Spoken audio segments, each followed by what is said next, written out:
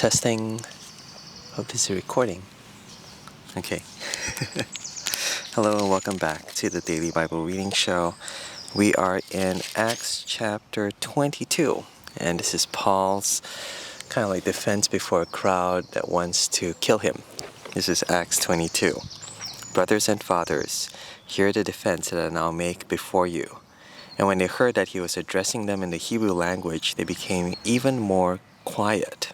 And he said, I am a Jew, born in Tarsus in Cilicia, but brought up in this city, educated at the feet of Gamaliel according to the strict manner of the law of our fathers, being zealous for God, as all of you are this day. That's very complimentary. They want to kill him, and he says, you guys really love God. You're very zealous. You're very on fire for God. And says, I was like you once. And there's a lot of, respect, that Paul is giving to them as kinsmen, brothers and fathers. If you remember back in, chapter 7, was it? I think Stephen had the same kind of idea. We addressed them with very, very high respect. He called them brothers and fathers as well. Chapter 7, verse 2. And that's before they killed him. But still, it is Paul trying to build bridges, trying to preach the gospel, to his own family or even to his own enemies. But either way, he's trying to bring them closer, not further away, to God. Verse 4, I persecuted this way to the death, binding and delivering to prison both men and women, as the high priest and the whole council of elders can bear me witness. From them I received letters to the brothers, and I journeyed towards Damascus to take those who were there and bring them in bonds in Jerusalem to be punished. So he says, I was even more eager than you. I used to try to track down Christians. Try to imagine Liam Neeson trying to track down all these people and trying to capture them, bring them back in handcuffs and bonds to Damascus. No, sorry, he went from Damascus to bring them back to Jerusalem. So Paul is just saying, I've been where you are. I felt the kind of hatred you have for these Christians, and I probably did worse things than you. That's his line of thinking. Bonding through hatred. But that's his past. He's honest and he's open enough to confess that. Verse 6, as I was on my way and drew near to Damascus, about noon, a great light from heaven suddenly shone around me, and I fell to the ground, and I heard a voice. Sorry, I'm just checking that the cable's connected. I heard a voice saying to me, Saul, Saul, why are you persecuting me? And I answered, Who are you, Lord? And he said to me, I am Jesus of Nazareth, whom you are persecuting. Now those who were with me saw the light, but did not understand the voice of the one who was speaking to me. And I said, What shall I do, Lord? And the Lord said to me, Rise and go into Damascus, and there you'll be told all that is appointed for you to do. And since I could not see because of the brightness of that light, I was led by the hand by those who were with me and came into Damascus. Now this is pretty amazing because Paul is describing his encounter with Jesus. He sees this light, he hears his voice, and this voice says, I am Jesus of Nazareth, whom you are persecuting. And get this, they're still listening to him. Moments ago, they wanted to kill him, and now he's spoken to them in Hebrew, and they go, whoa, hey, he has something to say. He's speaking to us so respectfully. But now, he's talking about Jesus, and they're still quiet. They're still listening to him, which is incredible. They haven't say, oh no, we don't hear about this guy. But they're still, he's getting through to them, in other words. He's speaking to them in a way that they're listening to what he has to say, even when he gets to the part about Jesus. Continue on, verse 12. And when Ananias, a devout man according to the law, well spoken of by all the Jews who lived there, came to me and standing by me said to me, Brother Saul, receive your sight. And at that very hour I received my sight and saw him.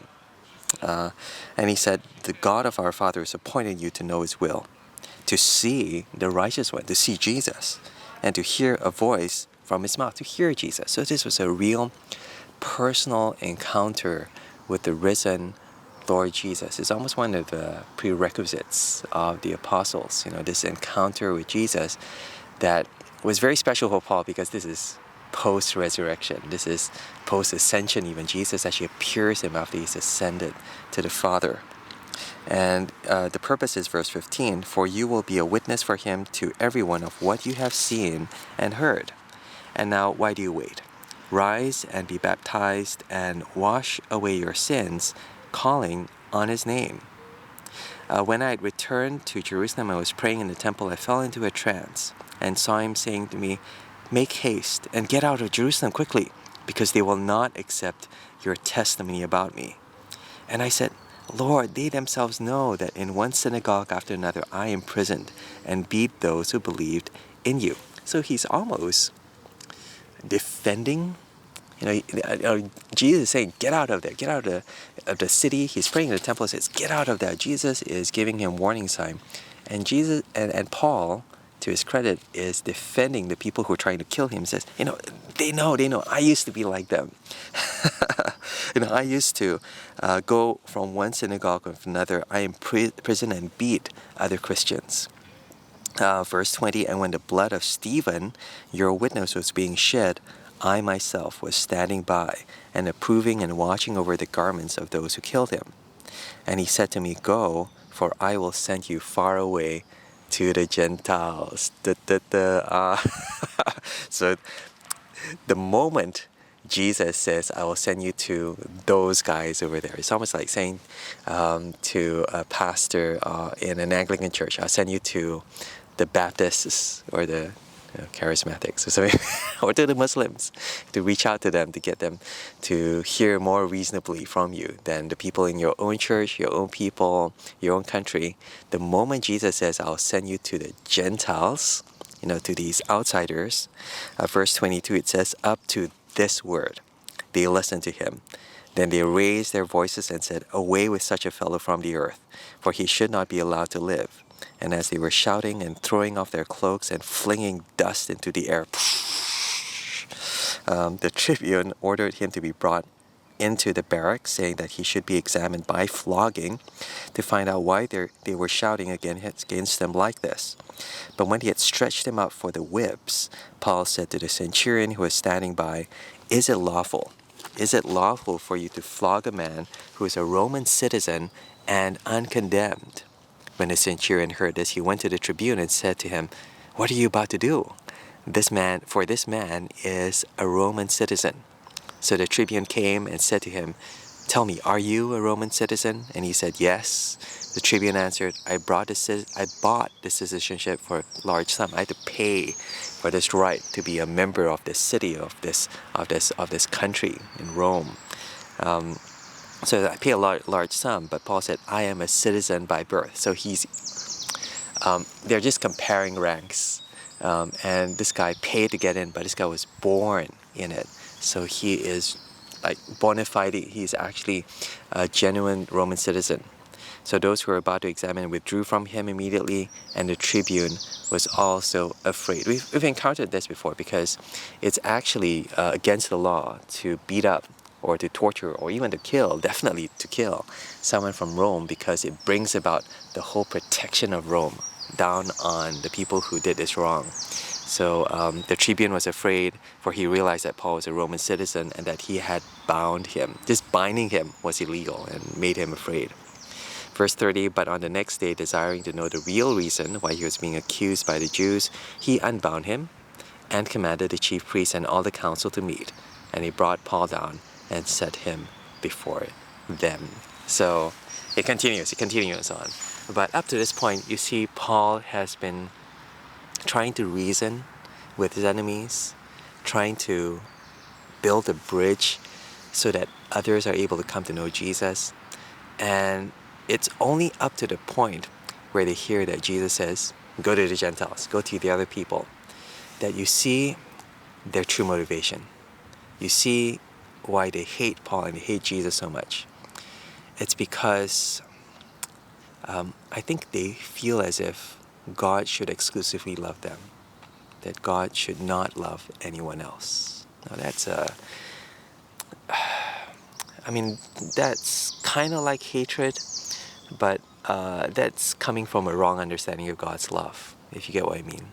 Because you see, here is Jesus sending Paul to the Gentiles. They don't even believe in Jesus, but even so, they hate the idea of Jesus sending Paul to reach and to love people who are not from their country, not from their culture, not from their background. And I'll leave it at that. It's just worth thinking, how have we defined God's love in such a way that maybe it's just us, and it's something that maybe we've just been so used to the idea.